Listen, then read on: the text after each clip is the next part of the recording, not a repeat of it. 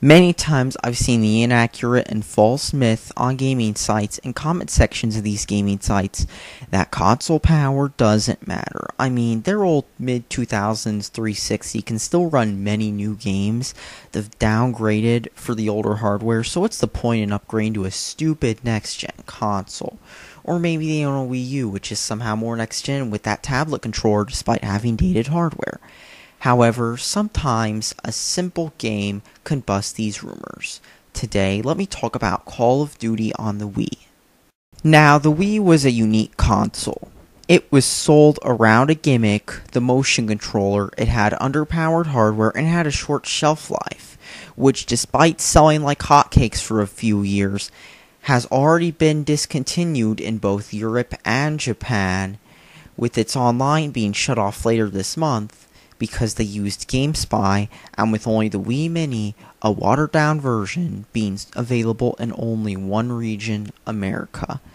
Due to this underpowered hardware, which was incapable of even putting out a 1080i signal, which a PS2 and original Xbox could do, the console spawned several myths about how graphics don't matter and how only gameplay does, and how gameplay is separate from console power, and similar rumors.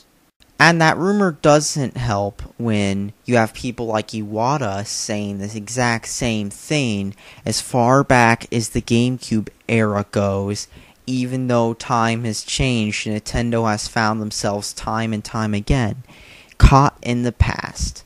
And due to this, with the Wii's power, many games avoided the console entirely if they weren't licensed cash-ins or casual games, or developers just shipped spin-offs instead. Even many of the Wii's few notable, quote, core games, which were made by third parties like No More Heroes, Okami, which was a PS2 port, House of the Dead Overkill, and Dead Space Extraction, were ported to at least one other console. One of the few franchises that was ported to the Wii, however, by a third party, was Call of Duty.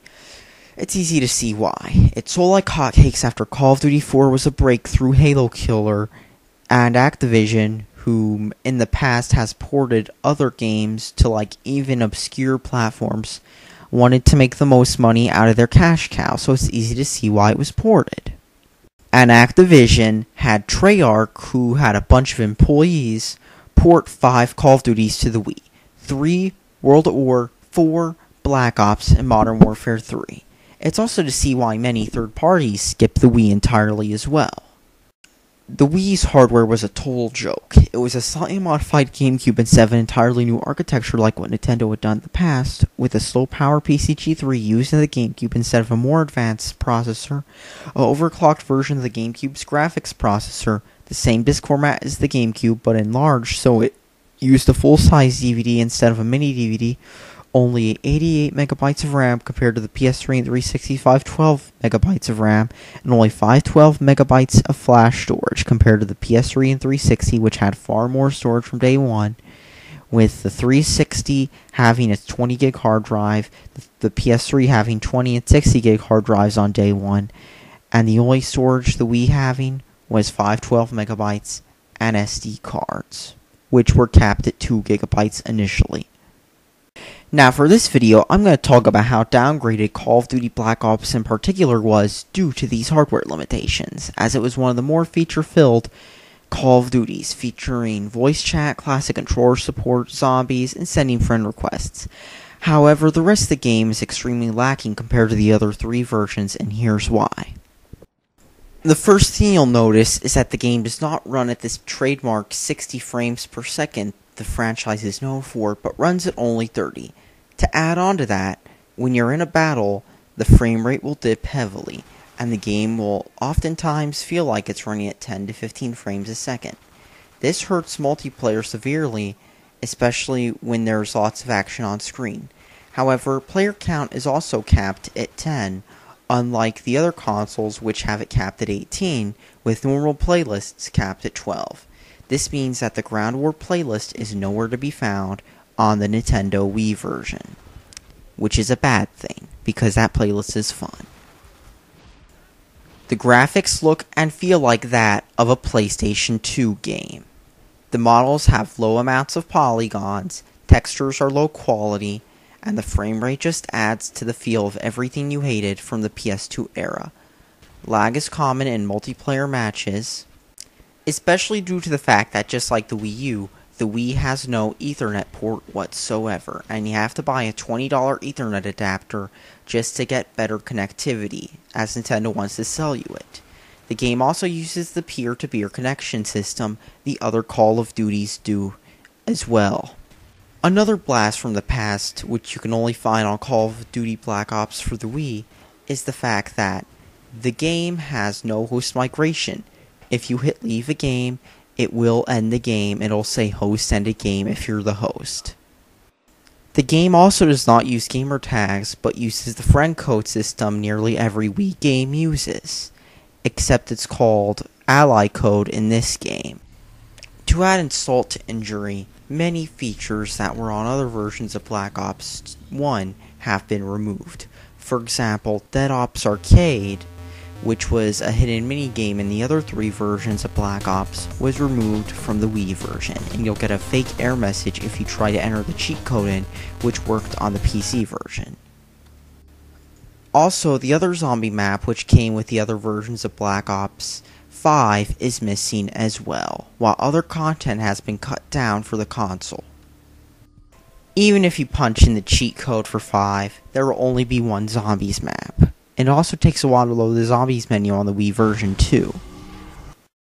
The multiplayer map, Havana, which by comparison on the PC version, as you can see from this footage, wasn't too small of a map, has been extremely neutered for the Wii version. What used to be a decent medium large sized map on the PC version now feels like you're playing Nuketown on the Wii. I mean, I really wish I was making this part up, but I think it speaks for itself. Havana has really been shrunk for the Wii. I mean, I'm not even kidding, especially after you play it on the PC or Xbox or PS3. You run around this map and it feels like that one Nuketown half map on the PSP version of Call of Duty. I mean, look how big this map is compared to the PC version. Just wow. Or the PS3 or 360 version. Player cards have been neutered from the other versions. Theater mode, custom emblems, choosing your own background for the player card, and clan tags are nowhere to be found. However, similar to many of the PC Call of Duties, you can use Quake-style carrots in your username to add color in your username in the lobby. Due to the low frame rate, rapid fire has no effect on some guns as well, and any gun with a high fire rate is slowed down. Chopper Gunner, Valkyrie rockets, and the gunship Killstreak are no longer available in the Wii version as well, unlike the 360, PC, and PS3 versions. With Black Ops on the Wii, there are 2 kinds of controls, and both are weird. The first style is the Wii Remote and Nunchuck style, which does not work whatsoever unless you have so much time on your hands that you can force yourself to weather the complex and difficult to use controls, or you can use the classic controller, which has no clicking analog sticks whatsoever, so there are tons of control schemes to work around this with modifier buttons that you have to press to throw a grenade. Like, you have to hit one button to throw a grenade, and then you have to hit, like, the modifier and another button to, like, throw a tactical grenade, like a flashbang or stuff.